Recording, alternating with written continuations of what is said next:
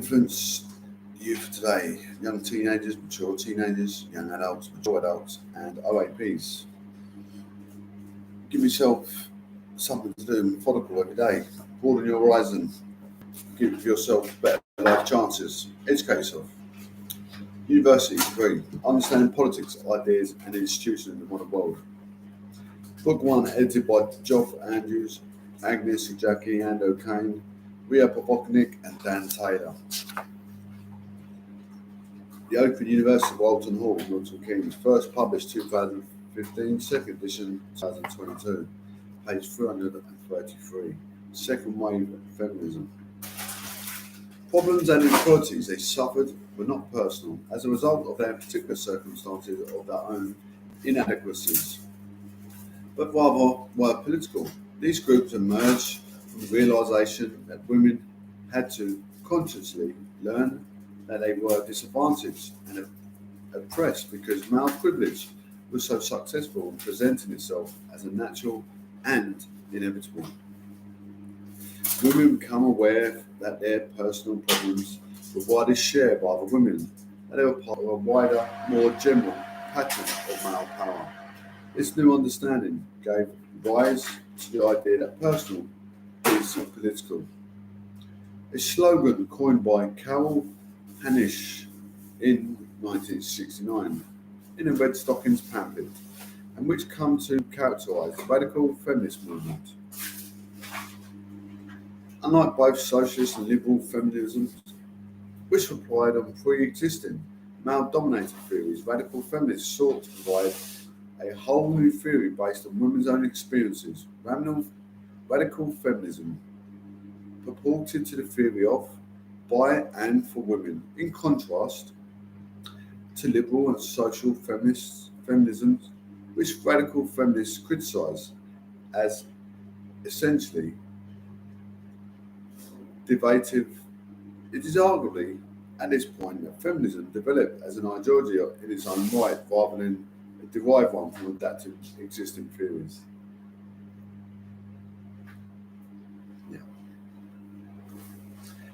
In simplistic terms, the nature of the problem for radical feminists was neither the inadequate application of liberal principles of equality and freedoms of women, nor capitalist oppression of women's exploitation of women. Patriarchy is a concept used to denote this universal exploitation of women by men. This feminist capability is in sexual politics. Patriarchy is a system of male domination which pervades all aspects of life. According to Millett, 1970, it is this very pervasiveness that renders patriarchal power natural and virtual invisible. Although women will have different experiences and be subject to different degrees of patriarchal oppression depending on how their other factors such as class, ethnicity, race, and sexuality intersect with gender. All women are oppressed to some degree by patriarchy. With a slogan, the personal is political. Feminism radically changed the notion of politics and what gets defined as political. In particular, the redefinition of politics changed the division between the public and private spheres, a distinction upon which Western political thought and practice are largely built. The public realm is where politics happens. This is where people vote, where decisions are taken, and where power lies. The private realm is the sphere of the home, the family, and the personal relationships. Radical feminists argued, however, that this distinction was not just distinction between public and private, between the political and the non-political. This was also a distinction between men and women. The main consequence of this distinction was that it allowed political theorists to exclude women from politics and ignore the political nature of the family and sexual relationships. In thus major part of inequalities, women suffer more importantly. If the private realm is defined as non-political, it is not subject to state intervention, and so inequalities in the private realm go unchanged by the government action. Thus, by questioning the public private distinction, Radical feminists challenge the notion of what is political and therefore what is proper scope to state intervention. They also opened up possibilities for public discussions of personal and of private issues and rendered women's experiences an important source of knowledge. Page 335 Modern Feminisms. The second wave of feminisms had some notable success in the UK. The Equal Pay Act, approved in 1970, established the principle that the people should be paid the same for like work or work of equal value regardless of sex.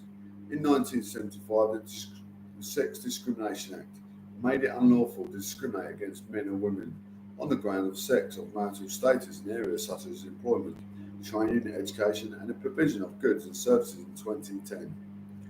The Equality Act updated and reinforced much of this legislation indeed. The achievement of many feminist goals and the resulting changes in attitudes towards women led to the popularity of the idea of post-feminism, a term which originated from within the media in the early 1980s. Ixineri, 2010. On the one hand, the term suggests that the women's movement had moved beyond feminism, not least because for young women growing up today, at least in the Western world, feminism is often taken for granted in a way that simply wasn't conceivable. For the second wave feminists, on the other hand, post-feminism also hints at backlash against the feminist movement, which is regarded by some as outward and unnecessary. At the same time, the post-feminism surfaced as a term. Feminism as both ideology and movement appeared to buckle under the weight of the diversity of viewpoints and campaigns. Such diversity had always defined feminisms, but it reached such an extent that it became interestingly difficult to identify any common ground between various feminisms. This is evident in the proliferation of so-called prefix feminisms, such as postmodern feminism, black feminism, lesbian feminism, Islamic feminism, cyber feminism, eco-feminism, do-it-yourself feminism, and so on. Yet the same diversity led to another way of analysing feminism's development through the identification of a third wave, and subsequently a fourth wave of feminism. The third wave feminism was supposedly sparked by feminist writer Rebecca Walker in 1992, when she declared in an article in Miss magazine on the third wave. It was subsequently followed by various third wave books, which were often collections of women's personal narratives and experiences. To be real, on page 336, chapter 11, Feminism. To be real, telling the truth and changing the face of feminism. Walker, 95. The Bus Guide to New Girl Order, Carp and Stroller, 1999. And The Colonsy, This, Young Women of Colour and Today's Feminism, Horrendous and Vehement, 2002. Third wave feminism, however, is something of a slippery beast, difficult to find and also to differentiate from the early second wave. This is partially because there is a tendency to overstate the apparent distinction between the third and the second wave of feminism, and partly because the third wave feminisms often come out of one or the other of the various divisions which split the second wave. For Anne Phillips, caution is wise. It is frequently noted that each wave of feminism has to rediscover what previous generations found out, and that in a pattern that seems to bury all the earlier contributions, each period thinks itself unique. We try and understand what distinguishes third wave feminism from the second wave. The context is important. Growing up at the same time when feminism was both generally accepted but also seen as outmoded. Third wave feminists have often rejected second wave feminisms and sought to differentiate themselves from them.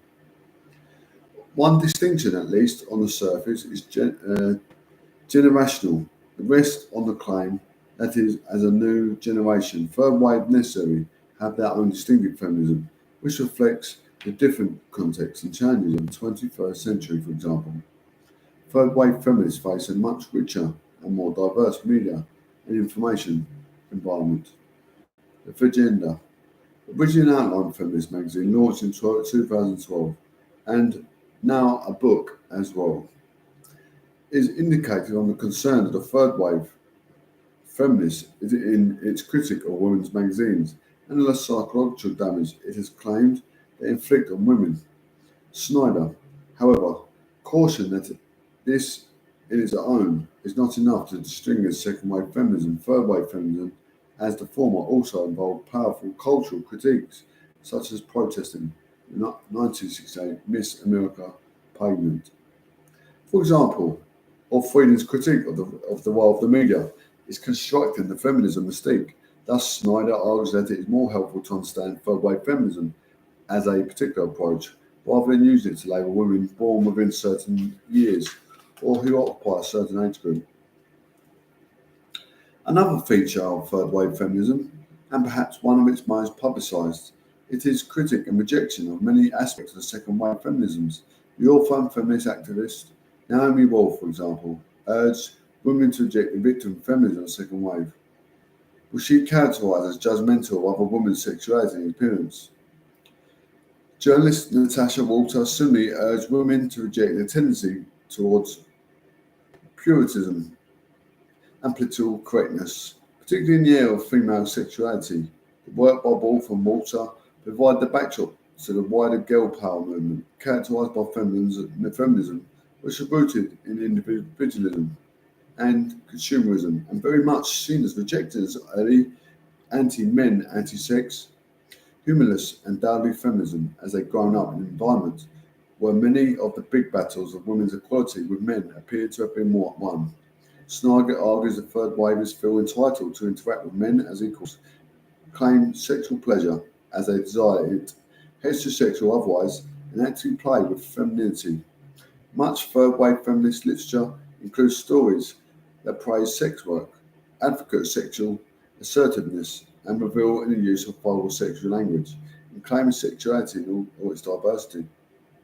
Many third wave feminists have thus identified with the pro-sex side of the split that pitted second wave feminists against each other in the late 1980s and early 1900s over question on pornography, prostitution, and sexuality. Page 388. In this wave, third wave feminism actually grows out of one important faction within the second wave, the desire to avoid contentious splits by including the diversity of views on sexuality and not judging of them.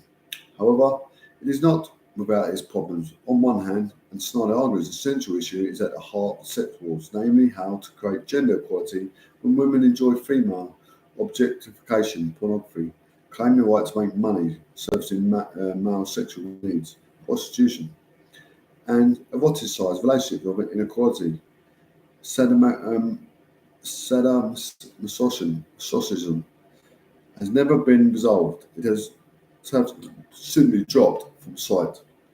On the other hand, as Coleman highlights, this understanding of feminism bears a close resemblance to that portrayed by backlash media from Angie McRobbie. This is a new kind of sophisticated anti-feminism which upholds the principle of gender equality while denigrating the figure of feminist. She argues that the famous Hello Boys Wonderbar billboard advertisement is indicative of this media approach in that it sought to produce a general divide. The younger female viewer is not made angry, unlike her older counterpart. She appreciates the multiple layers of meaning and most importantly, she gets the joke. Another feature of third wave feminism, built on the rejection of second wave feminism, is their claim to be more inclusive and radically diverse. And then the second wave, third wave feminisms respect both differences between women and multiple identities, which one single woman might have. The third wave feminisms also seek to embrace identities hitherto regarded as antithetical to feminisms, such as religious and conservative identities. Bryson and Heppel, for example, know that some long-standing, significant, and sometimes unexpected overlaps a resonance between some conservative tendencies and some feminisms, while Charles and Sellis know that the active for women not be from the leftist feminist perspective and could be in a conservative fashion. Third wave feminism is therefore a response to criticism in the late 1980s and early 1900s directed against the second wave that women share something in common as women, that regardless of race, class, and other identities. In a patriarchal society, women share common gender identity and experiences. This critique was often started by third world feminists or the black feminists such as Bell Hooks, who in her book, Ain't I a Woman, Black Woman and Feminism, Middle Class Movement. Feminism, 1981 second class wave for being largely white women. Middle class movement which ignored the realities of poor and non-white women. Second wave feminism often overtly identified with white middle class women.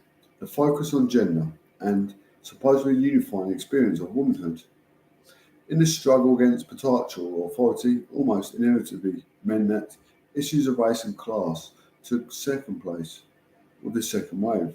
Lesbian women also struggled for visibility within feminism. Second wave feminism in the 1980s was subject to criticism from the black and the third world feminists. From working class feminists and from lesbian feminists, with the objective of making it more inclusive and aware of its own biases, or clearly rejecting the universalist claim that all women share a set of common experiences. Third wave feminism are the predominantly white and middle class. Moreover, third wave feminists do not discard the concept of experience completely.